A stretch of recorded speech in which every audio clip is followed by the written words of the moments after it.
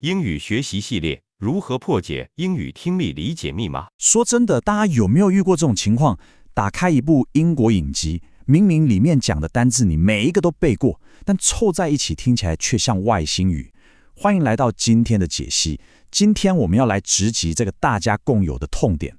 我们不仅要揪出到底是什么原因让母语人士自然的英式英语这么难懂，还要直接给你一套超实用为期4周的行动蓝图，帮你彻底破解这道听力密码。照惯例，我们先快速过一下今天的路线图。我们会从诊断英式英语的落差开始，接着带出2大核心学习法，教你评估自己的起始点，然后建立一套每日实时练习习惯，最后直接进入你的4周大师计划。好，我们直接进入正题。首先，第一部分，英式英语的落差。我们来谈谈为什么你总是听不懂。你一定懂那种超深的挫折感，对吧？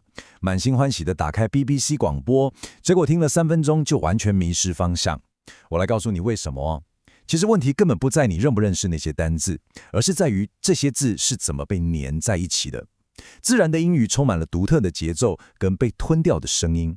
打个比方，当他们说 Q 排队这个字的时候，听起来真的就只有一个字母 Q 的音。又或者像 a proper meal 一顿丰盛的饭，快速连音之后，它会变成一个毫无缝隙的 a proper meal。所以如果你总是一直单打独斗的去抓单一字汇，你绝对会觉得永远都漏听了什么。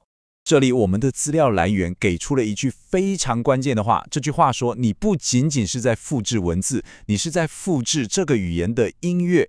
没错，要真正听懂，你必须去感受这段音乐。这包含他们说话时特有的弱化音，还有英式口音中那种不卷舌但会连贯起来的 R 音，例如 far away 听起来会紧紧连在一起。你必须主动去对齐这种节奏，而不能只是盲目的把音档当成背景音乐播放。那么到底该怎么掌握这门音乐？进入我们的第2部分，2大核心学习法。为了真正吸收这些节奏，我们的资料来源指出，你必须完美结合2种截然不同的技巧。这就像做菜一样，广泛聆听，也就是我们常说的磨耳朵，就像是把豆子泡在水里，花上好几个小时让它们慢慢变软。而引子跟读呢，就像是用大火快炒这些豆子，在短时间内给予强烈的热度和风味。光泡水没味道，光快炒会烧焦，这2者绝对要搭配在一起才能发挥最大功效。说到引子跟读，大家千万不要误会，这绝对不是要你当一只只会盲目重复的鹦鹉哦，这其实是一场针对你的嘴巴和耳朵的高强度重训。你只需要比说话者慢个半秒钟，试着精准捕捉这个句子实际流动的方式。透过这项练习，你大脑处理真实英语节奏的神经回路才会真正被打开。来，我们直接动起来体验一下。想象你现在正在跟读，请跟着我一起在重音音节上拍个手。I'd love to go to London this summer。有感觉到吗？拍在 love、learn 和 summer 上。你看，这完美的说明了英语的重音正是引导整体句意方向的关键。一旦你开始注意到这些节拍，你的听力和口说都会变得无比轻松。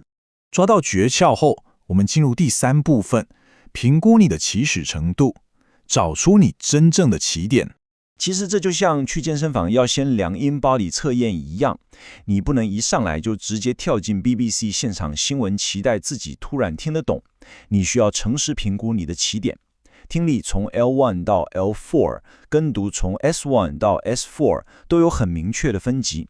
这里有个极度重要的铁则哦。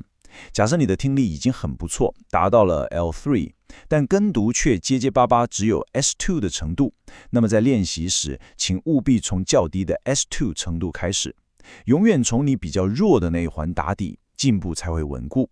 当你在挑选主要教材的时候，不管是那种放慢到 0.8 倍速的初阶音档，还是挑战原汁原味的英国影集，请确保这份教材你的理解度刚好落在 70% 到 85% 之间。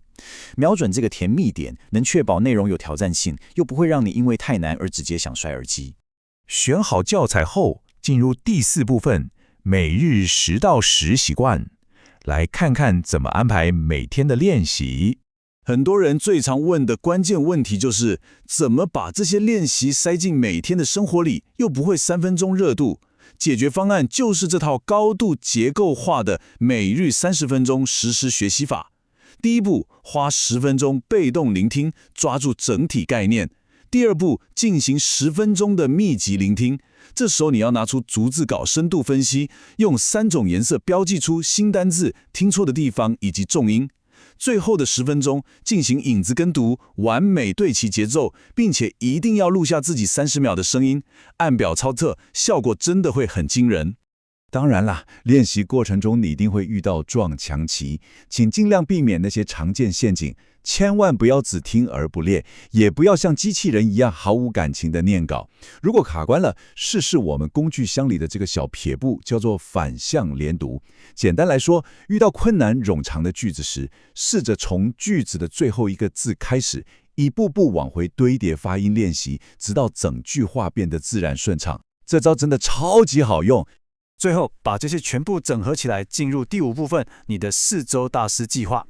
让我们直接把理论化为行动，一周一周来拆解。第1周，你的任务是确认程度，并且只锁定一个主要的素材，保持绝对专注。第2周，开始录制自己跟读的声音，并针对特定主题尝试载化聆听。到了第3周，你要把播放速度调高到母语人士自然的1.0倍速。最后到了第4周，挑战你的耐力极限，试着把连续影子跟读的时间延长到2分钟，完全不中断。既然是计划，就要有明确的目标，请尽量达成这些每周的 KPI 数字，来确保你的稳定输出。顺带一提，如果你刚好正在准备雅思考试，这更是个拿高分的绝佳机会。